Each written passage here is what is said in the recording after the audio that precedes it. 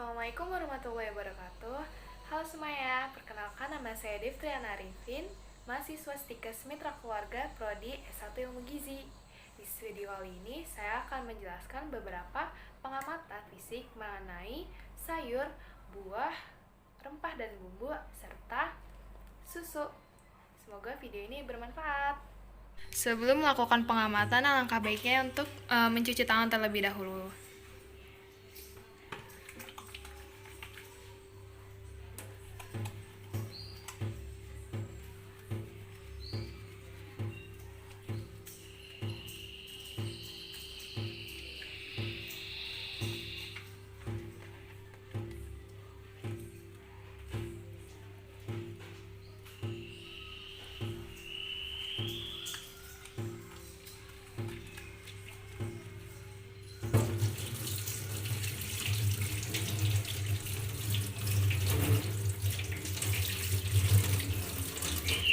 Setelah bersih, kita bisa langsung ke pengamatan.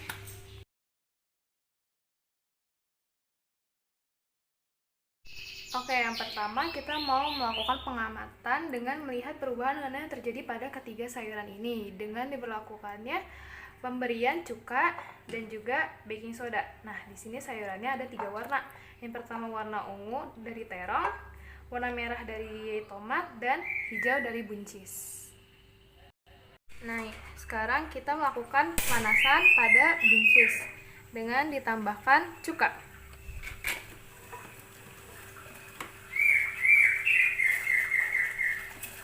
Dan akan dilakukan perebusan selama 10 menit. Untuk yang kedua, kita melakukan pemanasan buncis dengan ditambahkan baking soda.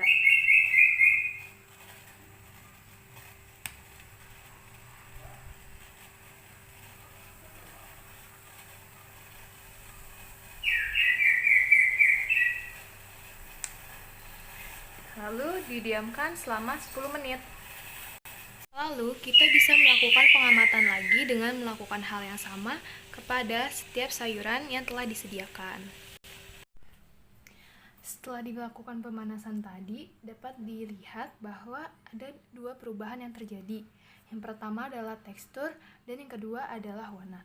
Sebelah kanan saya ini adalah sayuran yang diberlakukan oleh basa atau baking soda. Sedangkan yang di sebelah kiri saya adalah sayuran yang diberlakukan oleh cuka atau asam.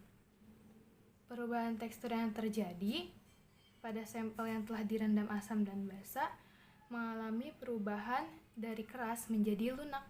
Kerusakan jaringan tubuhan ini terjadi karena penyimpanan, pembekuan, pemasakan, atau penyebab lainnya sehingga terjadi denaturasi protein membran sel yang menyebabkan kehilangan sikap selektif permeabelnya.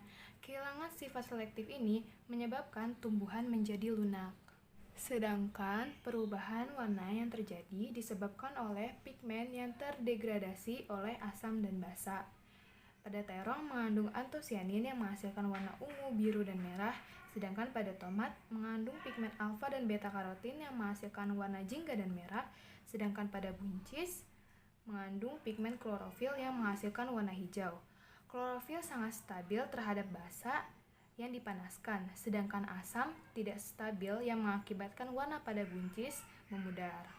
Jadi, dapat kita simpulkan bahwa penambahan asam pada sampel-sampel ini akan menurunkan kualitas warna dan tekstur pada sampel.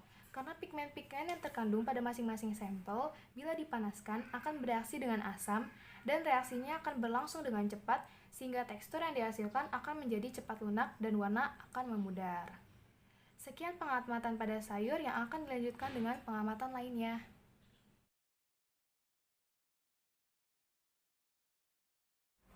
Nah, selanjutnya sekarang saya udah ada 2 macam buah nih. Yang pertama ada buah naga dan yang kedua ada nanas.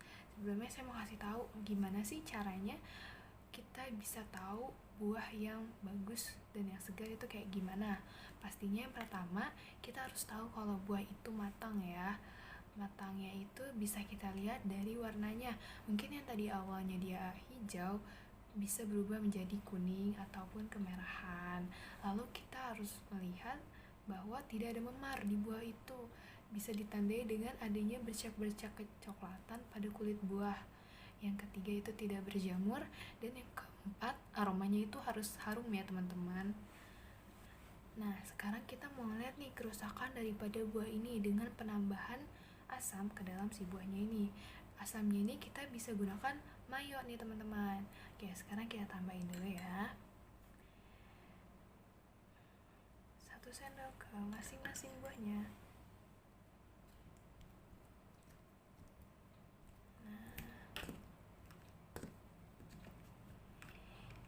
Kita bakalan tunggu selama 30 menit buat ngeliat apa sih reaksi kerusakan pada kedua buah ini.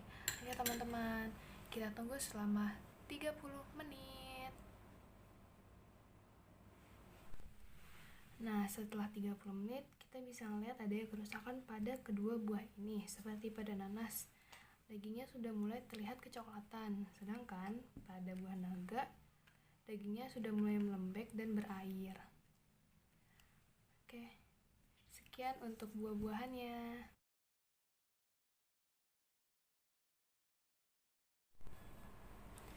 Nah, teman-teman, jadi di sini saya ada berbagai macam jenis rempah dan bumbu. Sebelum kita masuk ke jenis rempah dan bumbu, saya mau kasih tahu apa sih itu rempah dan bumbu dan apa fungsinya rempah dan bumbu. Rempah dan bumbu adalah tanaman aromatik yang biasa digunakan pada bahan makanan. Sedangkan fungsinya rempah dan bumbu itu banyak banget. Yang pertama, itu dia pastinya memberikan aroma, rasa, dan warna pada makanan. Yang kedua, dia bisa menjadi garnish, dan yang ketiga, bisa sebagai perangsang makanan. Oke, langsung aja ya teman-teman. Kita masuk ke jenis-jenis bumbu dan rempah. Yang pertama ini ada kayu manis. Kayu manis ini dia masuk ke dalam jenis bumbu dan rempah pada batang. Lalu di sini ada cengkeh dan pekak yang masuk ke dalam bumbu dan rempah bunga. Lalu ada kapulaga dan kemiri yang masuk ke dalam jenis rempah dan bumbu pada buah. Lalu di sini ada lada, ketumbar, dan jinten yang masuk kepada jenis bumbu dan rempah biji. Di sini ada lengkuas yang masuk ke dalam bumbu dan rempah akar. Lalu di sini ada bawang putih yang masuk ke dalam bumbu dan rempah umbi lapis. Sedangkan di sini ada daun bawang yang masuk ke dalam bumbu dan rempah daun. Untuk bumbu dan rempah ini penyimpanannya sangat mudah ya teman-teman. Buat yang kering-kering kayak gini nih bisa banget dimasukin ke alat pendingin dengan dimasukkan ke dalam plastik maupun botol yang tertutup. Sedangkan untuk yang mengandung air seperti bawang, jahe, maupun lengkuas, itu teman-teman bisa taruh di suhu ruangan dengan diangin-anginkan saja, namun sesekali bisa teman-teman jemur. Jadi sekian untuk bumbu dan rempah-rempahnya teman-teman.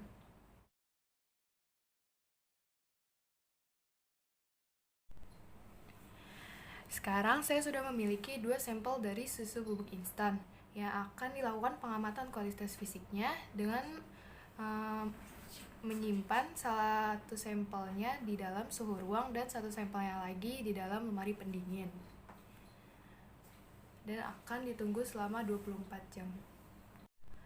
Dalam 24 jam dapat kita lihat kerusakan di antara kedua sampel ini ada pada sampel susu yang disimpan di dalam suhu ruangan.